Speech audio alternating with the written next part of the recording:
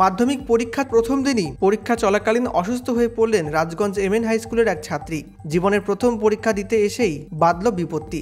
জানা গেল Rajganj MN high স্কুলের ছাত্রী বীণা রায় ফাটাপুকুর সারদামণি হাই স্কুলে পরীক্ষা দিতে গিয়েছিল। পরীক্ষার আগে থেকেই তার শরীর খারাপ ছিল, আর পরীক্ষার সকালে না খেয়ে জামাইবাবুর মোটর সাইকেলে চড়ে পরীক্ষা কেন্দ্রে এসেছিল পরীক্ষা দিতে। আর সেখানে প্রায় 2 ঘন্টা পরীক্ষা দেওয়ার পর তার শারীরিক অবস্থা খারাপ হয়ে যায়।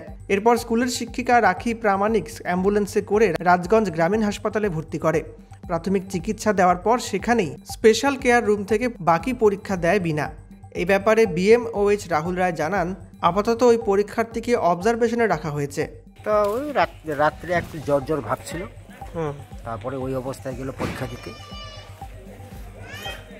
কোন স্কুলে পরীক্ষার কেন্দ্র ছিল, ভেনু?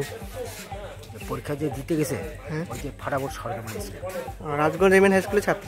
হ্যাঁ, পরীক্ষা মানে শরীর খারাপ অবস্থাতে স্কুলকে জানানো হয়েছিল যে মেয়ে পরীক্ষা দেওয়ার অবস্থাতে নেই? না, তখন তো আমি ভাবছি যে জ্বর মনে হয় যে কমে গেছে, কথাবার্তাও বলতেছে। আমার পাশের বাড়ি একটা মেয়ে গেছিল, হ্যাঁ, দুজনে মিশে গল্প সল্প করতেছে। মানে একসঙ্গে দুজন পাশের বাড়ি একসাথে গেছিল? দুজনে একসঙ্গে গেছিল। আর আমার জামাইবাবু ওইটা ওই যে দেখতেছেন ওখানে যে দাঁড়ায় আছে, ওটা আমার জামাই হবে। উনি নিয়ে গেছিল বাইকে করে। দুজনকে একসঙ্গে নিয়ে গেছে? একসঙ্গে নিয়ে গেছে। তারপরে